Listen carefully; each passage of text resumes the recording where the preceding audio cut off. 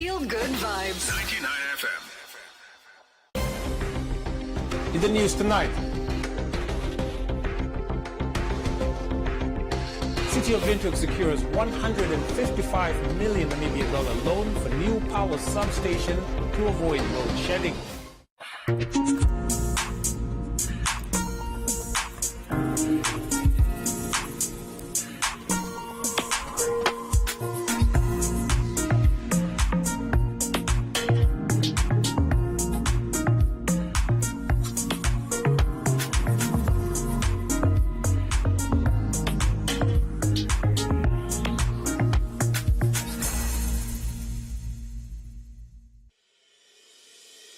The International University of Management, a Namibian university dedicated to its people's future, a hub of abundant opportunities. We are IUM for life.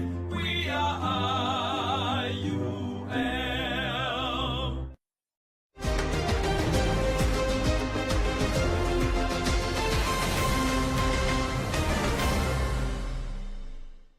Welcome to this evening's edition of News on One. Here are the headlines. Alcohol abuse leads to GBV, says Zachary Todo. Okakwio live web camera in Etosha National Park on DSTV. DHPS learners remove invasive plants from Avis Dam in Windhoek. And Business on One, followed by tonight's sports news.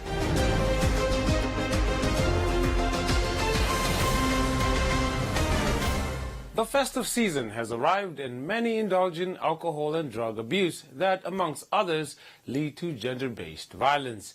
Zachary Todo, initiator of the No to Gender-Based Death and Violence, has advised Namibians this festive season to use the toll-free emergency numbers around the country if GBV occurs.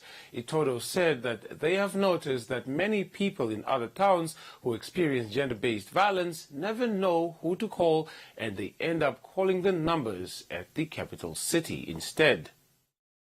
Itodo has advised Namibians to spend the festive season with family and reflect on their achievements. He said his organization, with the response action-based organization Rabo, they stand for a GBV-free society. He further stated that as people go for the festive season, they should utilize the emergency numbers provided by the Namibian police and other stakeholders who are working on stopping GBV should they find themselves in a violent situation. A lot of people get involved with all sorts and end up fighting. I just want to speak to everyone. It's about time we put an end to this scourge called violence. Be it passion, be it domestic, be it friendly, be it social. Enough is enough. We've had so many and too many killings and maiming so far. Christmas period, the New Year period is a period for people to sit and enjoy, relax, reflect on your year past and the one to come, and not a period for you to start killing or fighting. Let's embrace peace. Let's join hands together as one. As you travel home to celebrate, there will be numbers in circulation.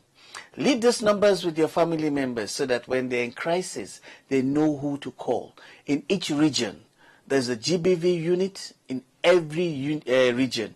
And with those numbers, you can call. Don't come back to Windhoek with those numbers. Share it to the people in the village, in the remote areas, on farms, so that they always have numbers to call. Because we realize that most times, people become victims because they don't know who to call. They don't have numbers to call. Itodo highlighted that GBV is not only perpetrated by men and that there are women abusing men in homes as well. He pleaded with those who are suffering from any form of violence to call them on the emergency numbers provided. Violence is not about men only abusing women. Men are being abused. So it's both ways. And I prefer using the word violence in general. Because you have people being killed under social violence. After alcohol, you find two friends drinking now, and then next minute, one stabs the other, or one maims the other. So it's not about domestic alone. Violence generally. This Christmas and New Year's celebration should be a peaceful one. Let us see how we can have a zero death as it concerns violence or suicide. Let's see what we can do about it. Let's put an end to it collectively as a nation. I'm going to ask you one question. What have you done this year to prevent a death? What have you done as an individual this year to prevent violence, maiming? What have you done this year to prevent that child from being abused by the family or relatives or the caregiver or the caretaker? What has been your input to put an end generally to violence? We're talking about the 16 days, which is perfect, but we should look beyond the 16 days. He further urged victims of GBV to cry out for help and not suffer in silence.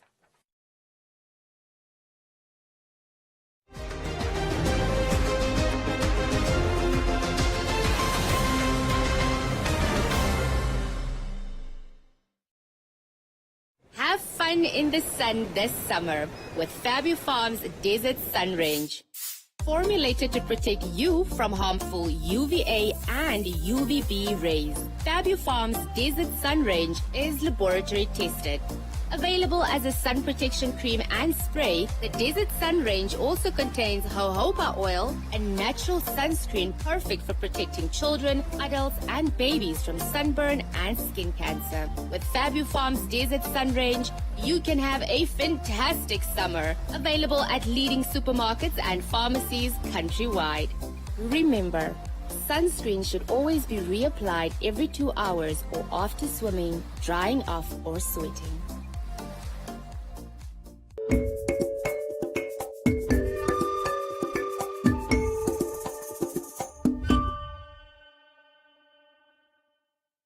Virtual tourism makes Namibian destinations accessible to millions of people who may otherwise not be able to afford to travel to them. The 24/7 live webcam at the Okakwiya Resort Waterhole within the Etosha National Park that was launched earlier this year in March has been elevated to DSTV Channel 1. The Namibia Wildlife Resort spokesperson Nelson Ashipala told News on One that the initiative to have the channel on DSTV was mainly to reach audiences that cannot physically travel to Namibia but loves the fauna and flora. The live webcam is, I think it's something that's very, very unique to Namibia. It's very, very unique in the sense that it allows for 24-hour broadcasting on DSTV, but most importantly, it also allows for one, to experience the waterhole in a way that they could actually never have experienced it before. I mean, the gentleman you spoke to earlier that says he's from Arizona, he's here in the country for 10 weeks. When he goes back, he will have those nostalgia of wanting to see Namibia again. So what a great chance for him to experience again the beauty of what we offer at the waterhole. So I think putting it on DSTV is also very, very significant. We are hoping that we are now starting to open up and hopefully have further discussions with the ministry and see how we can address it further to see if we can expand this system and the waterholes and so forth. So Ashpala added that this initiative is crucial to the conservation of the country's national park if managed properly. I think, if anything, for me, I see the live web camera as a tool that one can utilize to fight dangers and risks of poaching. It is very, very crucial in the sense that at least where the groupings of the rhinos are. I mean, if you're at the Okakwiya waterhole, then you will know which area to protect. Other than that, I think it's where technology is moving to. What I can tell you is that in other game parks, they have measures in place where they monitor poaching via live webcams. They monitor poachings via drones. So I think this initiative can actually work out positively. That's why I feel if one was to expand it, it will also work out as something that is very, very positive to the world out there in terms of conservation, in terms of ensuring that research is carried out. It can be a very, very useful tool if done correctly. We were excited. The only thing that we would like to highlight is that, we are moving into rainy season. So with the rainy season, obviously there will be those interruptions. We should expect many of those interruptions. I mean, in Etosha with resorts, you will experience power cuts anytime and all these things. So whenever you have this, I feel it's very, very important that you perhaps just bear with us, and then we will try to see if we can restore signals. But other than that, we are very excited. Ashipala concluded by cautioning viewers that the live web might encounter signal problems as the rainy season commences. It's time for our special City Police segment. This evening's message from Sergeant Helene Gabriel focuses on robberies. Robbery is a crime of theft accomplished through the use of force, violence, intimidation, or threat to take something of value from another person. Robbery is a crime that is split into two categories. That is normal robbery and armed robbery. A normal robbery happens when somebody takes property from another person through the use of force or threatening to use force. For example, when somebody walks up to you and threatens to punch you in the face, for instance, if you don't give them your valuables, that is considered as a normal robbery. And armed robbery is committed using a deadly weapon such as a gun or a knife or any other object that can cause serious harm. There are a few tips on how to protect yourself from becoming a victim of robbery. Walk in well-lit areas and do not walk alone if possible. Observe your surrounding and the people around you. Remain alert at all times and show confidence. Walk steadily with your head held high and avoid carrying around lots of packages. And also avoid hanging out in isolated areas. Avoid carrying around large amounts of cash.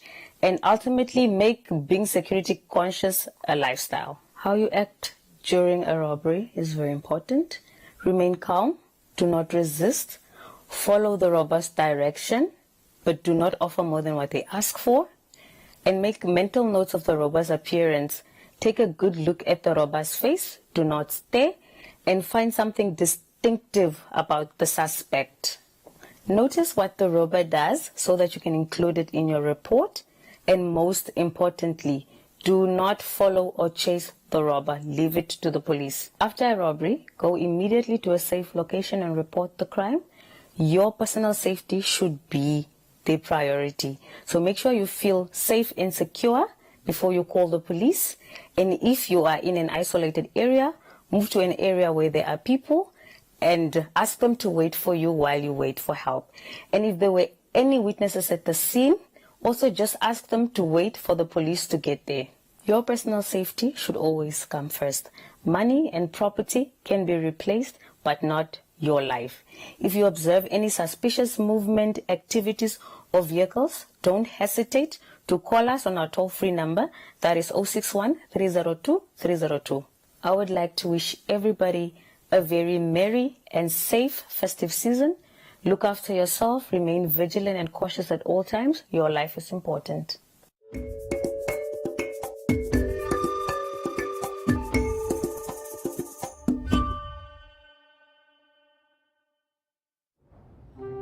Growing up in a big family, there weren't always enough seats at the table, so we started eating on the floor so that we could enjoy our food and cokes together.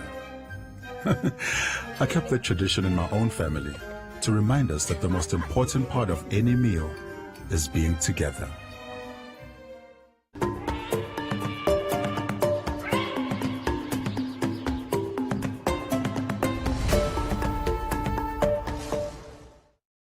A group of 60 grade 11 learners from the Dutch Hoër Privaatschule in Windhoek embarked on a field trip to remove invasive alien plants from among the natural vegetation surrounding Avis Dam. The head of the biology department at the school, Geshe Roxin, explained that this practice started in 2018, but it had to be put on hold during the COVID-19 pandemic. Roxon told Agri on One that invasive plants refers to plants that are harmful to the ecosystem and can interrupt the development of natural vegetation in an area. Roxon added that various birds and small animals survive off the natural vegetation in the area, which maintains the balance of the dam's ecosystem. However, alien plants can disrupt that process. In our syllabus, we also have the danger of invasive plants.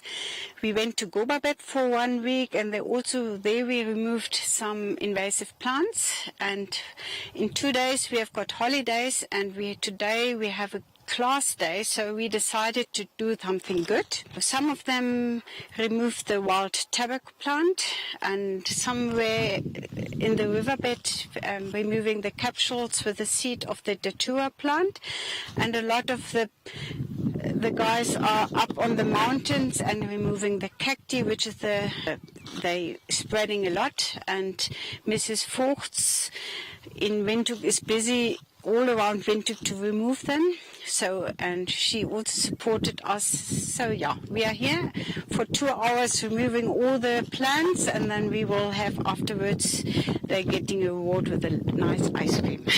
One of the learners who participated in the activity briefly shared a few details about the field trip with Agri on One. The entire grade 11, we came to Avis to remove some invasive alien species. So invasive alien species are just essentially species that wouldn't naturally occur in this environment and were brought here perhaps through some sort of human influence, and are therefore manipulating the ecosystem in ways that are not beneficial. Some of those species that we are removing would be some of the cacti that you see around, as well as some of the blue tobacco. That's a direct translation out of German. I don't know if that's the English name, but some blue tobacco, if overseas or even just generally people for their own use bring plants into a country, perhaps they import a plant, or maybe somebody plants some sort of tree here, or same thing with the cacti.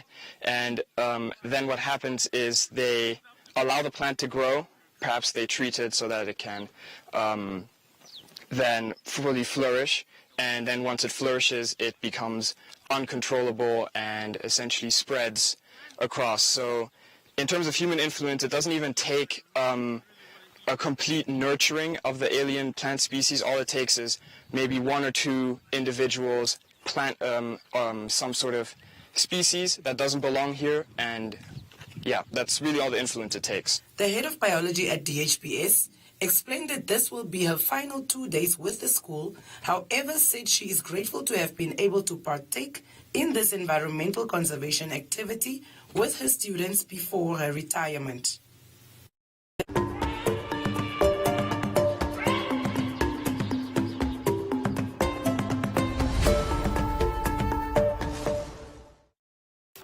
Join Trezor every weekday from 10 a.m. to 2 p.m. on the nation's favorite radio station, playing the best hip-hop, urban, Afro, and R&B on 99 FM. 99 FM. Be inspired.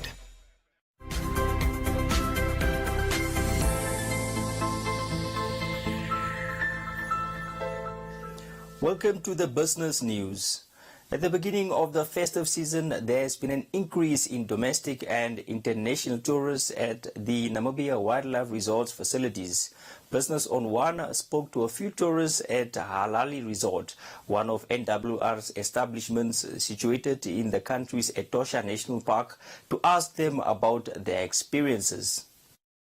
The Halali Resort is situated at the base of Dolomite Hill, which has thick vegetation and draws wildlife, including elephants, leopards, and rhinos. Some tourists shared their experiences. I'm from Arizona in the United States. Namibia is a wonderful and magical place. It's one of our favorite places in the world, and Etosha is one of the highlights in the country. So we hope that some more time and money can be invested into fixing up the roads. It's definitely a great place to be. For Etosha especially is the wildlife viewing. This trip we've had incredible elephant encounters. We've seen lions laying right on the road. Saw a honey badger last night. We've had leopards, cheetahs. Really, we've hit everything this year. The facilities are always great. We've noticed a change in the post-COVID era. Also, the roads in Etosha are pretty rough compared to what we've experienced in the past. So that's room for improvement. We are actually from the northern part of the country. We just came here with my colleagues to have fun. We came here for like a weekend. Yeah, just to have fun, new environment, new fresh air. It was actually good. We started off with We set up, obviously, our campsite, and then we started braaiing. We came to the poolside. The pool was amazing, honestly. Even though most of us didn't know how to swim, but it was actually good. The food, we came for breakfast, the food was actually good. Everything was delicious. We enjoyed. They had different types of food, the menu. Yeah, it was actually good. We enjoyed, all of us. At some point, the road is smooth. I think from, where was it actually bumped? From Namtuni up until here, yeah, the road was bad. It was really, really bad. Yeah, I think maybe something needs to be done. Yeah. Tourists, however, raise concerns over roads in the park that are in poor condition. News on One approached the Minister of Environment and Tourism spokesperson, Romeo Muyunda, for a comment, and who stated that the ministry has already begun upgrading the roads and soon roads won't be of concern. We know about the road conditions in the park. I can tell you now that to date, we have repaired at least 3 of our graders, and the road maintenance at Halale and Namutoni and the other road networks that were in bad conditions have started. We have covered a lot of distance so far, and we continue to ensure that we maintain those roads. The concern of bad roads is something of the past, as we are already addressing that issue. The only challenge we had was that our graders were undergoing repair or maintenance, and therefore we were not maintaining or grading the roads, but that is being attended to as we speak. Muyunda noted that the ministry remains committed to ensuring that the facilities are enhanced to meet visitors' expectations. And that is all we have for you. Be sure to follow us on our social media pages for more on the business front.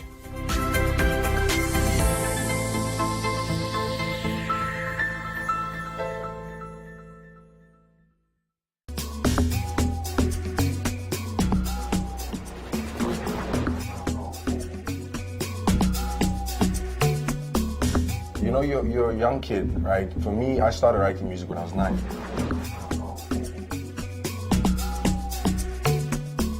I don't like going into something.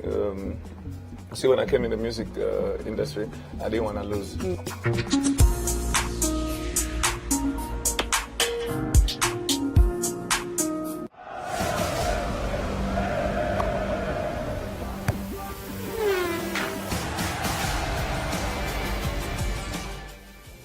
Welcome back. It's time for a look at sports news.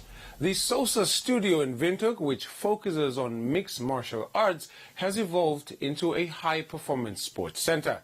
The Sosa studio founder and coach Carlos Sosa expressed his joy to Sports on One, saying the center has the potential for new developments in the future.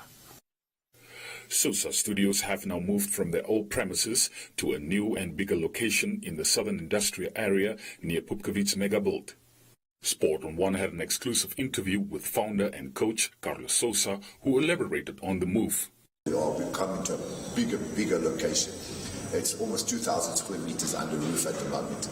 We're still developing it. The phase 1 is done. We obviously got phase 2 that's going to come now with the gyms and the high performance equipment that's also coming in there, and it's made for the athletes. Eventually, we also need to change the name of the venue. It won't be anymore Sosa MMA. MMA will still be underneath the roof, but we need to call it another facility due to the fact of the athletes that we're going to attract. Because we are not only looking at the MMA athletes, we're also looking at the runners, the CrossFit people, all the kind of story that are coming into the venue. Even boxers, as far as even boxers and all the. So we're building a performance center for all these type of athletes and all the kind of story. And this is why it is what it is at the moment for now. Sosa added that with the center's potential for hosting sport events and ample space, the Karate Federation has approached him to help host events as well as high-performance training sessions. We're looking at, we need to go through that avenue to reach the top, as likes of UFC, Bellator, or any of those things. So we are looking at that, and we definitely our stuff. We've got new guys coming up. We've got another about five guys are coming in. Alonso's coming up. Stefan is coming up. The likes of Thomas is also coming up. We've got AJ that's also coming up. And next year when we go to the African Games, we only won't be 3 of us. We'll probably be around 10 to 12 kids going there, athletes going there to compete in that event. So the sport is growing in Namibia. So we're trying to develop it also. We've also got, I've also put time into guys from other districts, other regions, where they're coming and they're learning the art by me, and then they're taking it back to their club and obviously coaching them and all that kind of story. So that's how we're getting the sports out there. The coach was also excited to reveal that the art of MMA is growing in the country and added that more athletes from his camp will participate in the upcoming African Games. Sousa also revealed that his athletes are currently in training camp in preparation for the Senior MMA Amateur World Championship, which will take place in Serbia early February next year. It's pretty much a 6-day event, because obviously it starts with the youth to the juniors, to the seniors, and to all that, and it carries on. So it's almost like a 5-6 day event that's going to happen. It's in Serbia, in Belgrade. It's in February 2023. We're getting ready for that also. The guys are getting ready, camps are getting ready. Boys are looking good, they're looking sharp. We're breaking away for 10 days, so obviously they're going to spend time with their family through Christmas and New Year, and then obviously then we're regrouping in January to start. Then we only got 5 weeks after that to get ready for the camp. But it's been, like I said, it's been an amazing year. Sousa was adamant that they will soon conclude a sponsorship deal for the new premises, which will help the center to do even more than it currently is.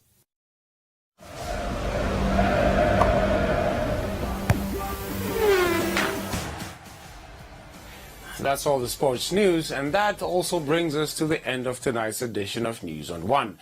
Please don't forget to follow us on our social media platforms. From me, Isai Sipunga, and the rest of the team, it's good night.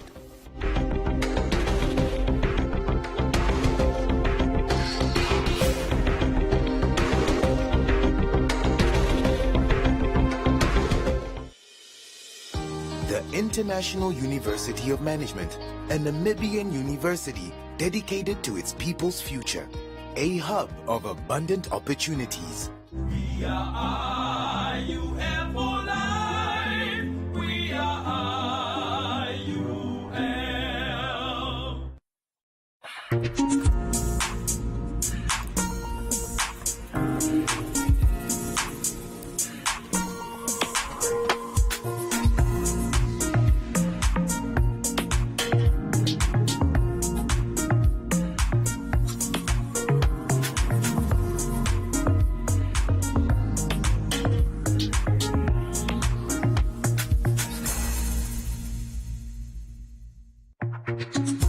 Thank you for watching this show on One Africa. Because you are part of our One family, your voice is very important to us. Please take a moment to rate this show by scanning the QR code on your screen now, and you can stand a chance to win fantastic prizes every month. T's and C's apply.